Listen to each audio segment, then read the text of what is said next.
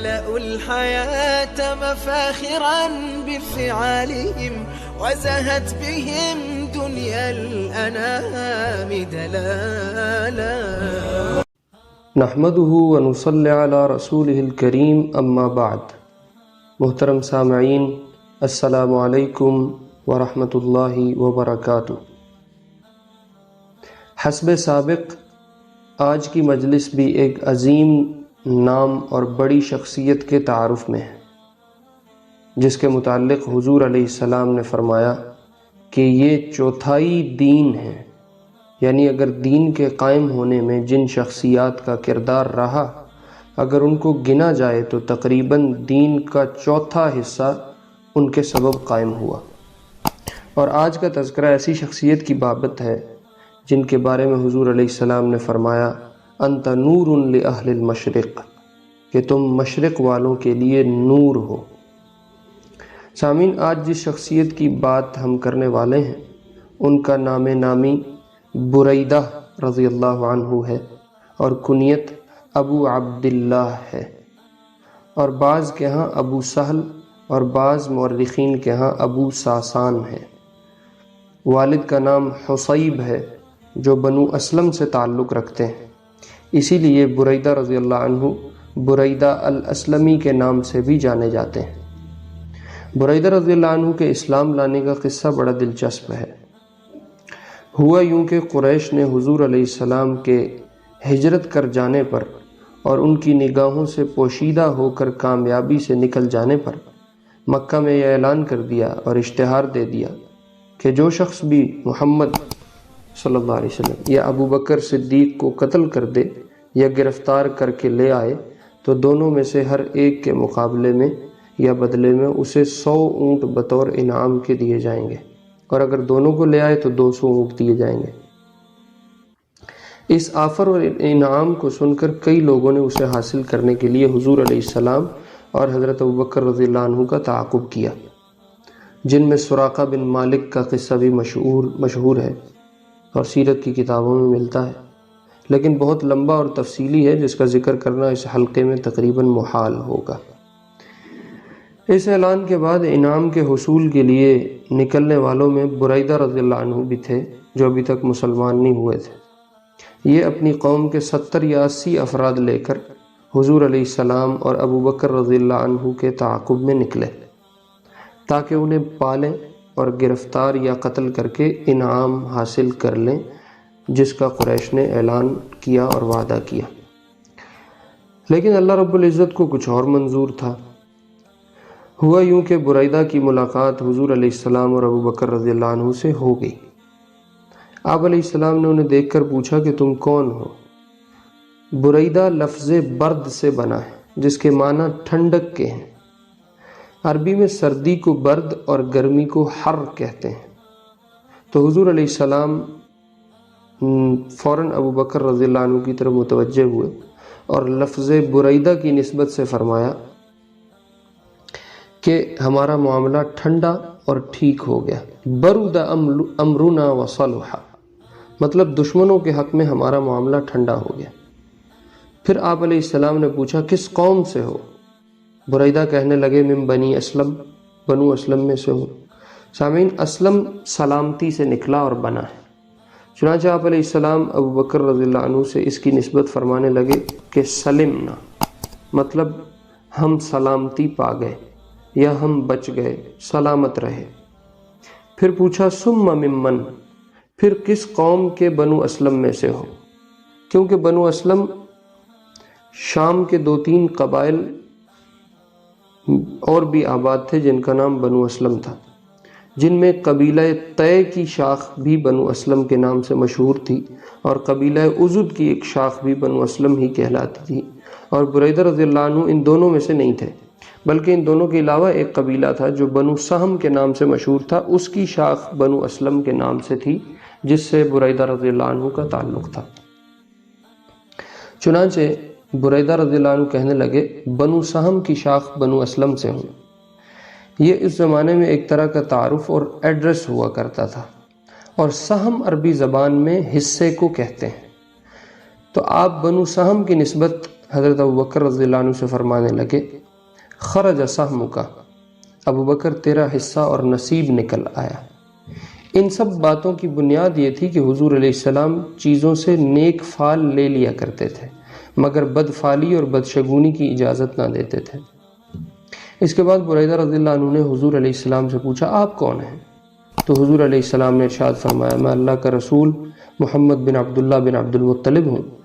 یہ سنتے ہی بریدہ پہ ایسا رعب طاری ہوا کہ فوراً کہنے لگے اشہد انک رسول اللہ، کہ میں گواہی دیتا ہوں آپ اللہ کے رسول ہیں، اور یہ کہہ کے مسلمان ہو گئے۔ اور ان کے ساتھ ان کی قوم کے بقیہ 70 یا 80 افراد نے بھی ترغیب دینے پہ کلمہ پڑھ لیا۔ کیونکہ یہ اتنی تعداد نے ایک دم غیر متوقع طور پہ ہجرت کے سفر کے دوران اس طرح اسلام قبول کیا، تو آپ علیہ السلام نے اسی کے متعلق فرمایا کان بریدہ ربع الاسلام، کہ بریدہ جو ہیں وہ اسلام کا چوتھائی حصہ ہیں۔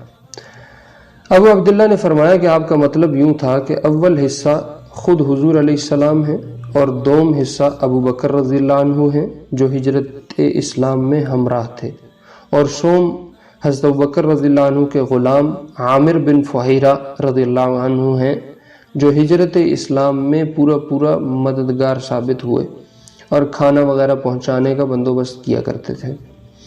اور چوتھے نمبر پہ حصہ جو بنتا ہے وہ بریدہ رضی اللہ عنہ ہیں جنہوں نے ہجرت اسلام میں بہت سے افراد کو لے کر کنٹریبیوٹ کیا اور اس میں شمولیت اختیار کی اور اس میں اپنا حصہ ڈالا۔ خیر حضور علیہ السلام کے ساتھ یہ لوگ کچھ وقت کے لیے ٹھہر گئے اور حضور علیہ السلام کے پیچھے عشاء کی نماز باجماعت حضور ہی کی اقتداء میں ادا کی۔ اس کے بعد بریدہ رضی اللہ عنہ نے عرض کیا یا رسول اللہ صلی اللہ علیہ وسلم آپ مدینے میں داخل ہوں تو آپ کے ہاتھ میں ایک جھنڈا ہونا چاہیے، پھر اپنا ہی عمامہ یا پگڑی کھول کے اسے ایک نیزے سے باندھا اور آپ علیہ السلام کے آگے آگے جھنڈا اٹھا کر چلتے ہوئے مدینہ پہنچ گئے۔ حضور علیہ السلام نے بریدہ رضی اللہ عنہ سے پوچھا، بلکہ بریدہ رضی اللہ عنہ نے حضور علیہ السلام سے پوچھا مدینہ پہنچنے کے بعد کہ یا رسول اللہ آپ کس کے ہاں قیام کریں گے؟ تو آپ علیہ السلام نے فرمایا اما ان ناقتی ھذہ مامورہ، بریدہ میری اونٹنی اللہ کی طرف سے معمور ہے، یعنی اس کو اللہ کی طرف سے پہلے ہی حکم ملا ہوا ہے اور یہ اپنی جگہ خود ہی پہنچ کر رکے گی، اور جہاں رکے گی ظاہر ہے میں وہیں ٹھہروں گا۔ بریدہ رضی اللہ عنہ کہنے لگے الحمدللہ اسلمت بنو سہم طائعین غیر مکرہین، یعنی اللہ کا شکر ہے کہ بنو سہم یا بنو اسلم کے جو لوگ ہیں، یعنی ان کی جو قوم کے لوگ تھے، وہ بغیر کسی زبردستی کے خود بخود اپنی خوشی سے مسلمان ہوئے۔ ابو بکر رضی اللہ عنہ فرمانے لگے یا رسول اللہ نعم الرجل بریدہ لقومہ، یا رسول اللہ بریدہ اپنی قوم کے لیے کتنے بہترین ثابت ہوئے، عظیم البرکت علیہم، اور ان پر یعنی ان کی قوم پر ان کی بڑی برکت ہے جس کا یہ سبب بنے۔ ہم تو بس یوں ہی گزر رہے تھے اور یہ اپنے قبیلے کے ساتھ اچانک آئے اور مشرف باسلام ہو گئے۔ آپ علیہ السلام یہ سن کر فرمانے لگے نعم الرجل بریدۃ لقومہ وعز قومہ، کیا بہترین شخص ہیں بریدہ اپنی قوم کے لیے اور ان کی قوم بھی بڑی باعزت ہے۔ ان خیرا لقوم من کان مدافعا عن قومہ ما لم یأثم فإن الآثم لا خیر فیہ، بے شک قوم کا بہترین فرد وہ ہوتا ہے جو گناہ سے بچتے ہوئے اپنی قوم کا دفاع کرنے والا ہو، اور گناہ کرنے والے شخص میں تو کوئی خیر نہیں ہوتی۔ یہ سارا کچھ بریدہ رضی اللہ عنہ کی بابت حضور علیہ السلام نے ارشاد فرمایا۔ سامعین، اس کے بعد بریدہ رضی اللہ عنہ کچھ دن ٹھہرے اور دین سیکھ کر اپنی قوم کو لے کر واپس ہو گئے اور بدر و احد میں شریک نہ ہو سکے۔ پھر صلح حدیبیہ سے پہلے اور بیعت الرضوان میں یہ واپس آ کر شریک ہوئے۔ بیعت الرضوان کا مکمل تعارف تو پھر کسی موقع پر صحیح، البتہ اس بیعت میں شرکت کرنے والوں کے لیے اعلان ہوا تھا لقد رضی اللہ عن المؤمنین اذ یبایعونک تحت الشجرہ، کہ اللہ ان ایمان والوں سے راضی ہے جو درخت کے نیچے آپ سے بیعت کر رہے ہیں۔ اور پھر 6 ہجری میں صلح حدیبیہ کے بعد 7 ہجری میں خیبر میں حضور علیہ السلام کی معیت میں بریدہ رضی اللہ عنہ نے شرکت کی اور خوب کام دکھایا۔ خود فرماتے ہیں کہ میں خیبر میں شریک ہوا جبکہ میرے اوپر سرخ رنگ کی قمیض تھی، اور میں نے خوب قتال کیا جسے رسول اللہ صلی اللہ علیہ وسلم نے دیکھا۔ اور بریدہ رضی اللہ عنہ خیبر کا مزید تذکرہ کرتے ہوئے فرماتے ہیں کہ خیبر کے دن سب سے پہلے جھنڈا ابو بکر رضی اللہ عنہ نے اٹھایا تھا، لیکن شام کو بغیر فتح کے واپسی ہوئی۔ پھر اگلی صبح عمر رضی اللہ عنہ نے علم اسلام اٹھایا اور بلند کیا، مگر شام کو بغیر فتح کے واپسی ہوئی اور محمود بن مسلمہ کو قتل کر دیا گیا۔ یہ ایک یہودی تھے۔ لوگوں نے واپسی کی تو حضور علیہ السلام نے فرمایا، کل میں اپنا جھنڈا ایک ایسے شخص کو دوں گا جو اللہ اور اس کے رسول سے محبت کرتا ہے اور اللہ اور اس کے رسول اس سے پیار کرتے ہیں۔ وہ شخص بغیر فتح کے ہرگز نہ لوٹے گا۔ فرمایا لن یرجع حتی یفتح لہ، کہ وہ کبھی بھی واپس نہیں آئے گا جب تک اس کو فتح نہ مل جائے۔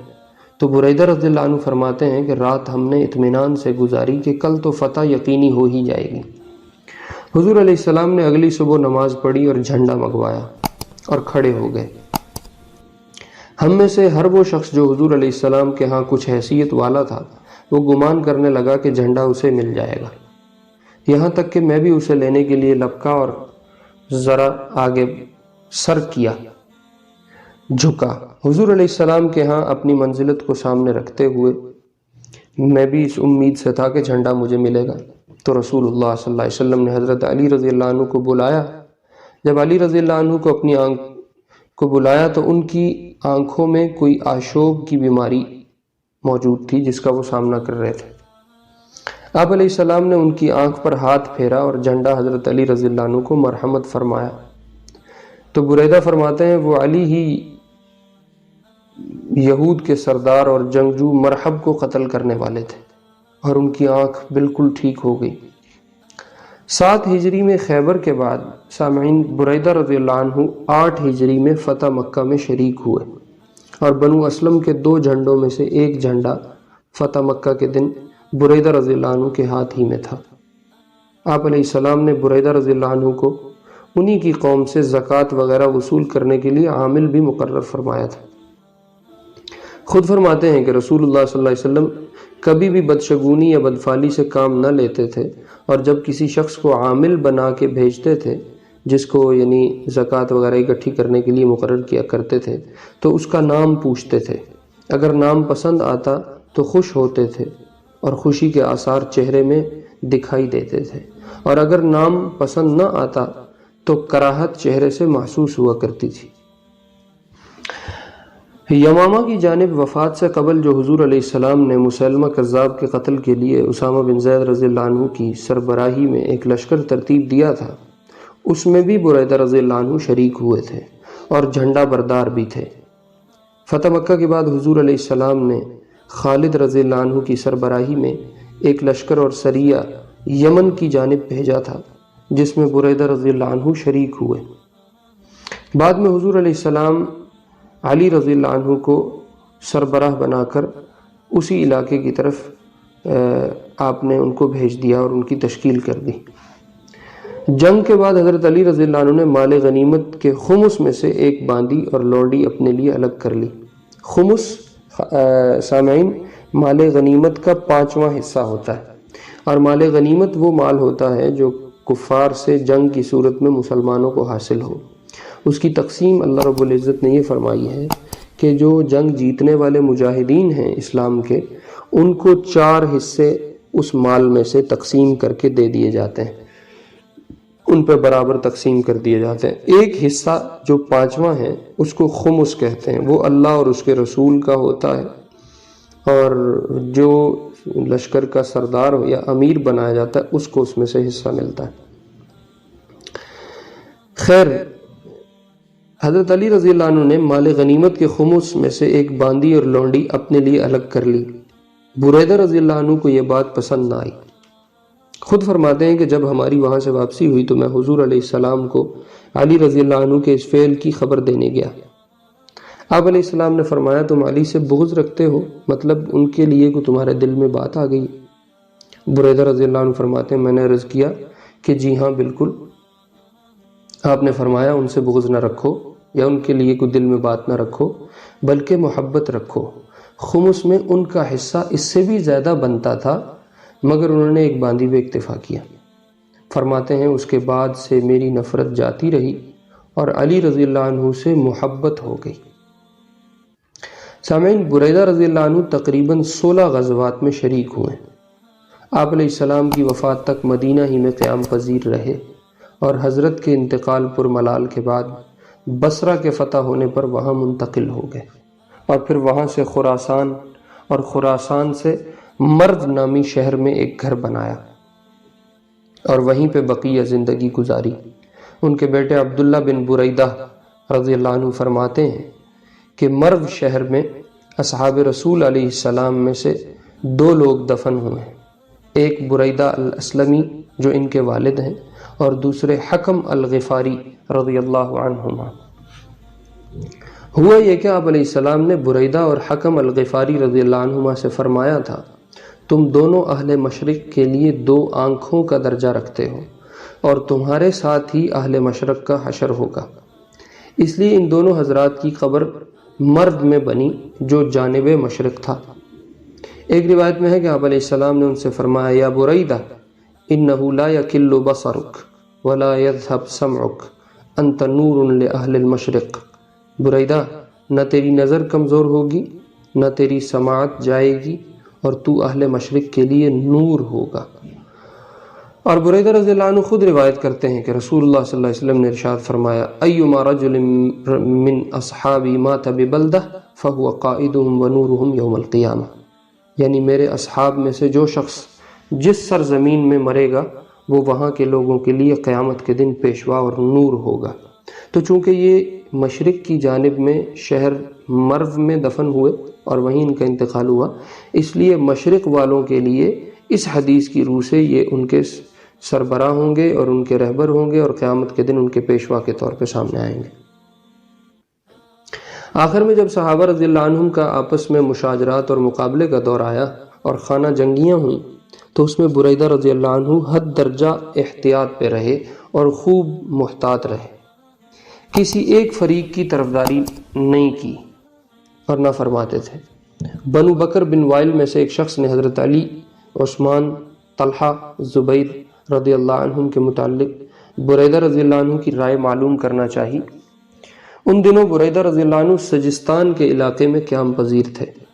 فوراً قبلہ رو ہو کر ہاتھ دعا کو اٹھائے اور کہنے لگے اے اللہ عثمان کی بخشش فرما، علی، طلحہ، زبیر رضی اللہ عنہم سب کی بخشش فرما۔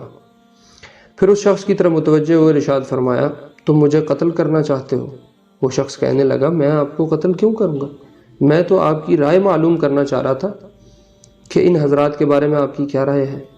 تو بریدہ رضی اللہ عنہ فرمانے لگے قوم سبقت من اللہ سوابق، یعنی وہ ایسے لوگ تھے جن کا اچھا برا اللہ کے ہاں پہنچ چکا ہے، اگر چاہے گا تو نیکیوں کے بدلے بخش دے گا اور اگر چاہے گا تو گناہوں کے بدلے عذاب دے گا۔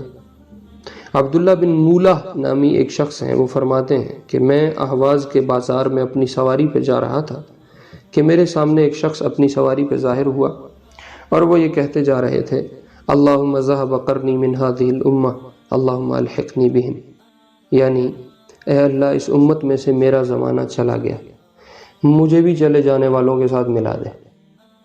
وہ عبداللہ فرماتے ہیں کہ میں نے ان کو پیچھے سے جا لیا اور کہا میں بھی آپ کے ساتھ ہوں، اللہ آپ پر رحم کرے۔ تو وہ کہنے لگے اے اللہ یہ میرا ساتھی بھی اگر ایسا ہی چاہے تو پھر فرمایا اس کو بھی میرے ساتھ ہی ان کے ساتھ ملا دے۔ اور پھر ان عبداللہ بن مولا کی طرف متوجہ ہوئے اور کہنے لگے بھتیجے میں نے رسول اللہ صلی اللہ علیہ وسلم کو کہتے ہوئے سنا خیر امتی قرن بعثت فیہم، میری امت کا سب سے بہترین زمانہ وہ ہے جس میں میں بھیجا گیا ہوں۔ پھر ثم الذین یلونہم، پھر اس کے بعد آنے والوں کا زمانہ ہوگا جو بہتر ہوگا، ثم الذین یلونہم، پھر اس کے بعد آنے والوں کا زمانہ بہتر ہوگا، ثم یظہر فیہم السمن، پھر ان میں یعنی میری امت کے لوگوں میں موٹاپا ظاہر ہونے لگے گا اور وہ شہادت حاصل کرنے سے کترانے لگیں گے اور اس کی دعا کرنا چھوڑ دیں گے۔ سامعین، موٹاپا غفلت کی ایک علامت سمجھا جاتا ہے، جو آدمی موٹا ہے اس کی نقل و حرکت کم ہوتی ہے، جو جسمانی طور پہ وزنی ہے اس کی طبیعت پہ سستی غالب رہتی ہے اور وہ طبیعت کا بزدل ہو جاتا ہے۔ وہ عبداللہ رضی اللہ عنہ رحمۃ اللہ علیہ رضی اللہ عنہ فرماتے ہیں، میں نے اس شخص کے بارے میں پتہ کیا کہ یہ شخص کون تھے جو یوں میرے ساتھ مخاطب تھے، تو پتہ چلا کہ وہ یہ بریدہ بن حصیب رضی اللہ عنہ ہیں جن کا ہم تذکرہ بھی لے کے بیٹھے ہوئے ہیں۔ بریدہ رضی اللہ عنہ روایت کرتے ہیں کہ ایک شخص رسول اللہ صلی اللہ علیہ وسلم کے پاس آیا، اس کے ہاتھ میں لوہے کی انگوٹھی تھی۔ آپ علیہ السلام نے فرمایا، کیا بات ہے کہ میں تیرے جسم پر دوزخیوں کا زیور دیکھ رہا ہوں۔ اس کے بعد وہ آپ کے پاس پیتل کی انگوٹھی پہن کر آیا۔ آپ علیہ السلام نے فرمایا، کیا بات ہے کہ میں تجھ میں بتوں کی بو سونگھ رہا ہوں۔ اس کے بعد وہ آپ کے پاس سونے کی انگوٹھی پہن کے آیا۔ آپ علیہ السلام نے فرمایا، کیا بات ہے کہ میں تیرے جسم پر اہل جنت کا زیور دیکھتا ہوں۔ اس شخص نے عرض کیا، یا رسول اللہ، پھر میں کس چیز کی انگوٹھی پہنوں؟ آپ علیہ السلام نے فرمایا، چاندی کی پہنو، مگر 1 مثقال وزن نہ ہو، ایسی انگوٹھی پہنو۔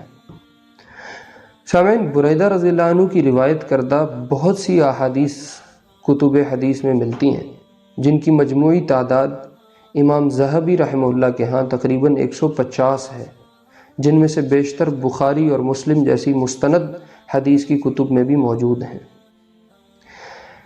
یہ کچھ احوال تھے بریدہ بن حصیب رضی اللہ عنہ کے۔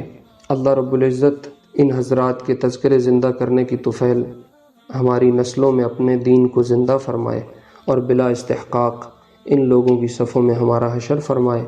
وآخر دعوانا ان الحمد للہ رب العالمین۔ هم قدوة للسالك أقمار ليل حالك، هم قدوة للسالك أقمار ليل حالك، تنجي من المهالك، وهم منارات الوفا تنجي من المهالك، وهم منارات